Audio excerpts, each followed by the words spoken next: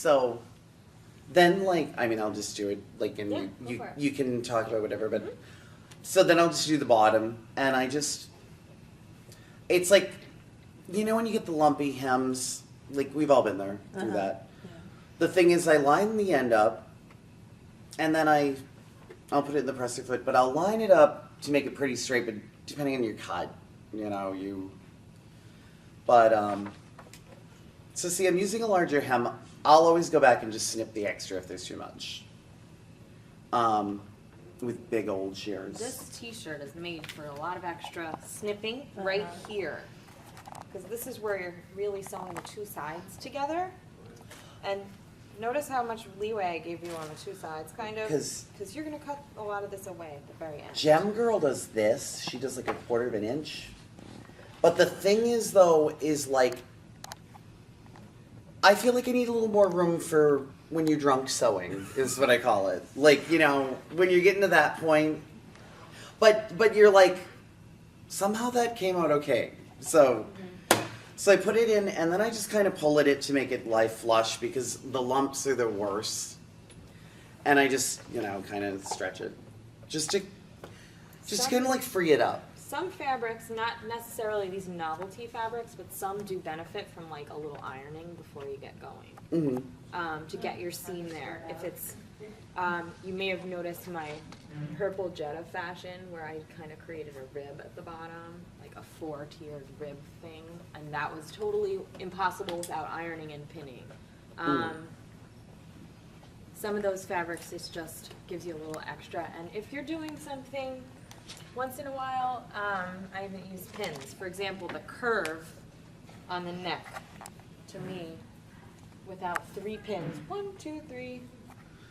And the thing is, there's like no room for the pins, so you're pulling them out as soon as you're like hitting the spot. Sometimes it's just, I tend to sew mostly without pins for gem, but there's once in a while like these curves when you have to sew curves. I used to use just the silver straight pins, but I'm saving myself the grief now and using ones with big color balls I on the do end. the same. I switched over.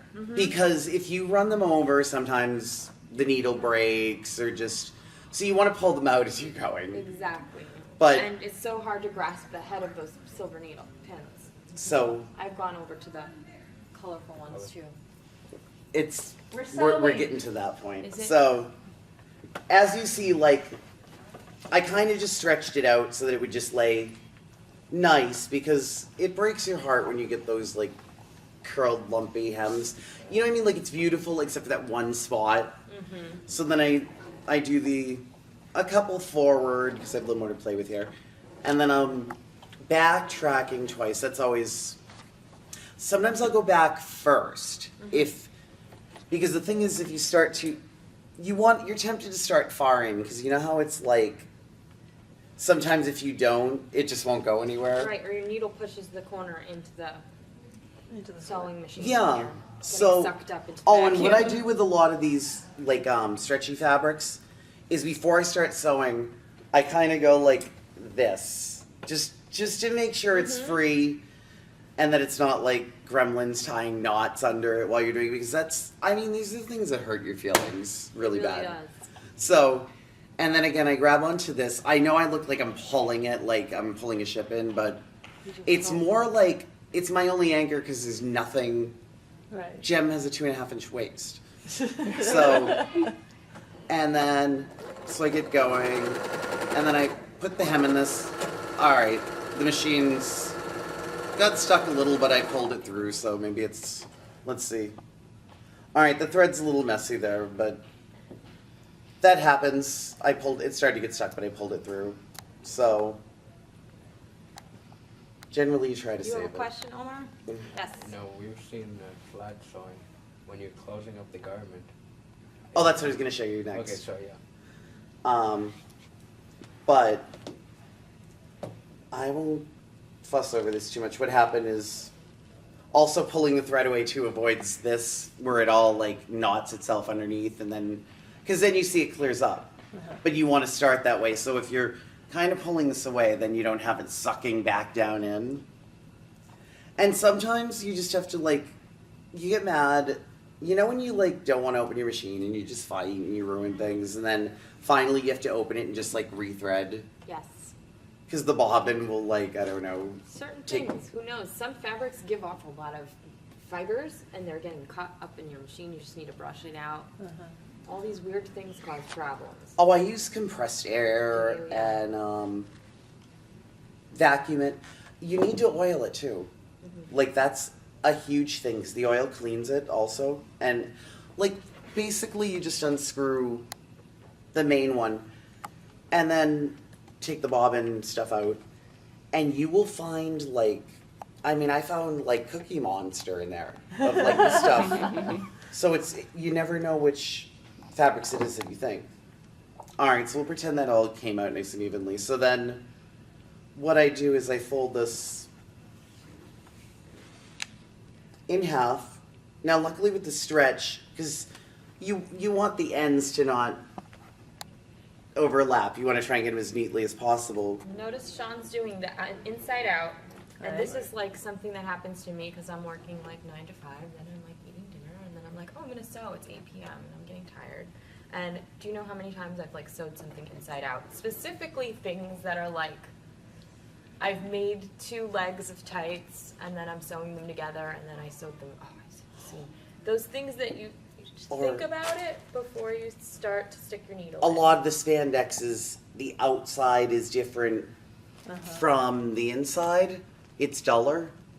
So you can start going all wrong if you're like, you have to just like, you have to idiot proof your patterns is what I call it. Like, and think through that this is about to turn inside out on this person's. So obviously the seams are folded and we're not going to see that anymore. no, now they're Inside already out. under. So So Sean's going to go. what I do now is I go forward and then I backtrack. So I go forward a couple times just to get it moving. Then this is what I do to seal the edge because then the seams aren't coming apart is just something, my own little technique is I back up just until it's over the edge so that it's not touching it. Because then that gives it, it's kind of like the serging, it gives it that seal on the end. Because all too often I feel like it's the end that comes apart. Yes. So, and then also too, you can look and make sure it's even. And if it's a little off, you can kind of play with the stretch and play with it. So then you get those even ends instead of like the overlapped. Because those are one of my bad habits. So then I start up again and, you know, I'll use this to get it through because we're at the lumpy parts, like you want to just step on it but don't give into the temptation to pull it so hard that you just want to give it enough of like, you know, of a momentum. Encouragement. Well, this is all you've got. This is your harness here. So then you sew straight and if you leave yourself extra hem, then you can go inside. And then I'm just kind of lining this up and matching it. There's a lot of math and geometry to all of this because, so you do use math. There really is. Yeah. Because you want to go with the natural flow too, so that because if you don't, then you won't know why it won't sit right, but it'll have this one odd spot.